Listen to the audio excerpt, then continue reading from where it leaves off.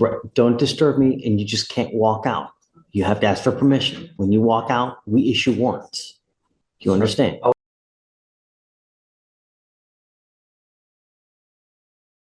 Welcome back to the channel, everyone. Today's case is one you don't want to miss. Imagine this: a 26-year-old healthcare consultant, someone who supposedly helps people battling addiction, ends up in court for driving while intoxicated.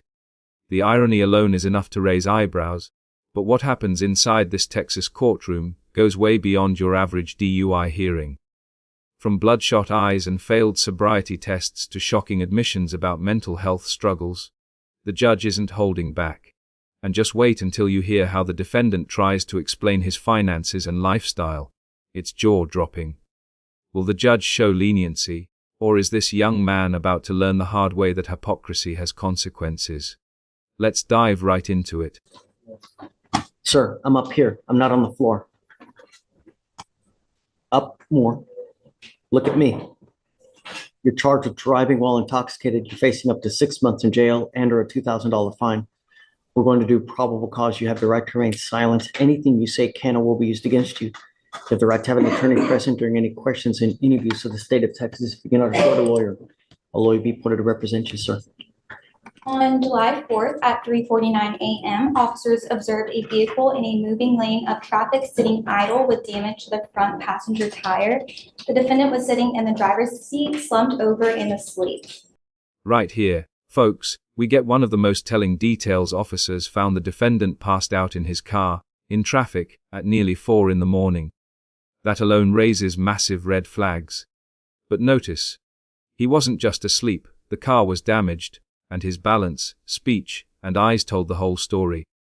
Think about it: what if another driver had come across this scene? Public safety is the judge's top concern for a reason.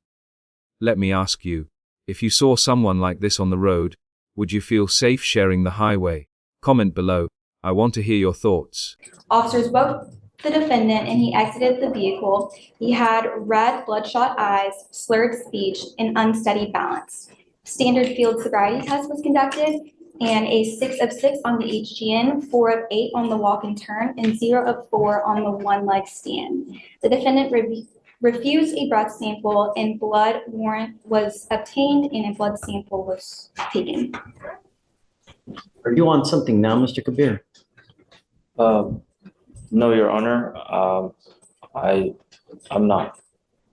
How old are you, sir? 26. What do you do for a living? I'm the owner of a healthcare consulting firm. Did you catch that? The defendant claims he runs a healthcare consulting firm, and specifically one connected to addiction treatment. That's almost surreal, isn't it? On one hand, he's helping people fight alcohol and opioid abuse, but on the other, he's in court for DWI. Judges are quick to notice contradictions like this.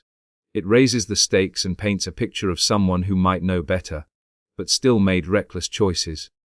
Viewers, do you think this makes him more accountable, or is his personal struggle separate from his professional life?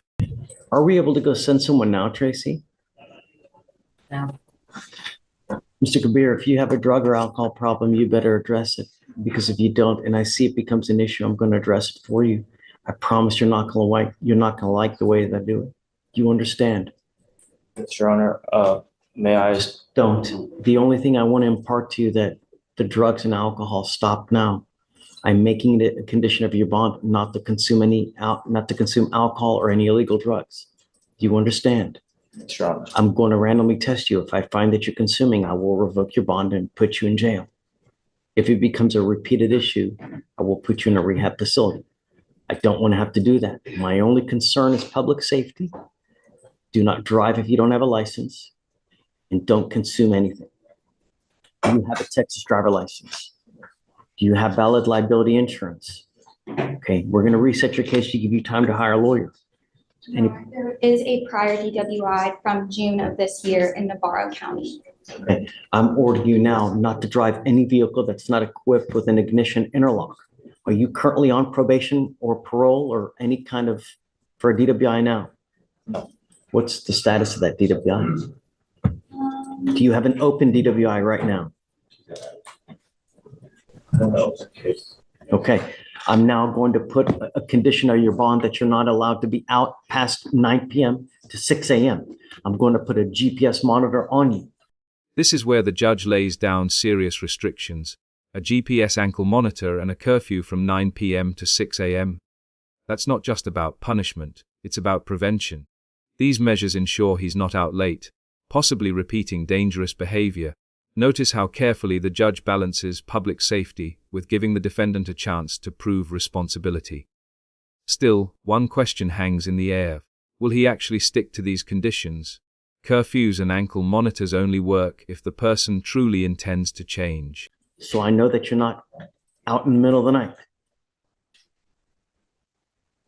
Unfortunately, because of the hurricane, we're not allowed to have people tested right now and I think that you're on something now, Mr. Kabir. I have bipolar and schizoaffective disorder. Here's a major turning point. The defendant opens up about bipolar disorder and schizoaffective disorder, along with being on prescribed medications. This complicates the case. It's no longer just about a DWI. Mental health and substance use often go hand in hand, and the judge knows alcohol could worsen his condition. This is one of those moments where the courtroom pauses, because the issue shifts from just law enforcement to human well-being. Do you believe the court should show more compassion here? Or should prior offenses make the judge less forgiving? I have bipolar and Then alcohol is not helping the issue, Mr. Kabir. It's only going to exacerbate anything. No more. Do you understand? Your Honor, at this Okay. time, I'm not on any substances. I take multiple medications for my mental health issues, but I'm not on any unlawful or illegal substances. I'm only on prescribed medications. Okay. No more alcohol. Do you understand? Yes. No smoking marijuana.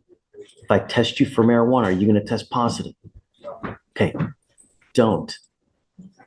So GPS with a 9 p.m. curfew for now, until we know that he's not out and about in the middle of the night. I'm going to have you now go to the court. We're going to have you sign a reset. After that, I will have you take your seat in the jury box, and then we'll be back with you shortly, Mr. Kabir. Okay, how's this? I put defendant must find full-time employment. Why are you trying to leave? Sir, I was not trying to leave. I just needed to use the restroom, so I wanted to request and ask the officer. I didn't want to disturb you while you were in the middle of session. Right, don't disturb me, and you just can't walk out. You have to ask for permission. When you walk out, we issue warrants. Do you understand? I wasn't looking to walk out whatsoever. Okay, so tell me, you said you own a business. Yes, sir. What do you do exactly? We help treatment centers, or we specialize in bringing in new patients into healthcare treatment centers, specifically alcohol and opioid addiction treatment centers. Now, let's pause on this shocking detail. The defendant makes money by helping treatment centers bring in new patients. Yet here he is, accused of the very behavior those centers try to cure. The judge wastes no time digging into finances, where he lives, what car he drives, and how much he makes. It's a subtle way of checking credibility.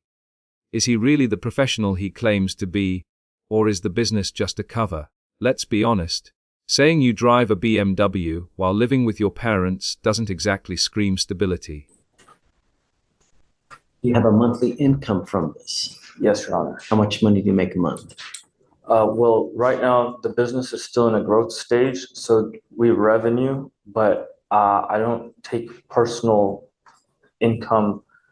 I take a small amount of personal income, so you can say $2,000 to $3,000 per month as of current Where do you live?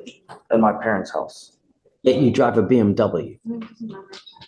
Yes, Your Honor. The revenues of the business are over that amount. Okay, so you need a lawyer to represent you in this.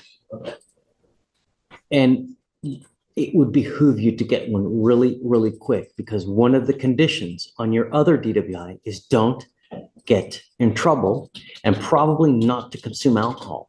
Once this other jurisdiction learns of your new DWI, they're probably going to issue another warrant for your arrest. So you need a lawyer to represent you, and quick. So we're going to let you go today. And I'm telling you, no alcohol. Yes, Your You Honor. have an interlock that you're gonna, within 3 days, you must get an interlock on your car. If I find that you have not put an interlock on your car, I'm going to put you in jail. And I'm gonna tell you, with 2 open DWIs, I usually put bonds at around 25,000 in that time. So beware, you're skirting extremely thin ice at this point. This line right here is pure courtroom drama. The judge makes it crystal clear one more misstep, and the defendant's headed straight to jail. No excuses, no second chances. This is the part that should make anyone watching at home lean in. Because the stakes couldn't be higher.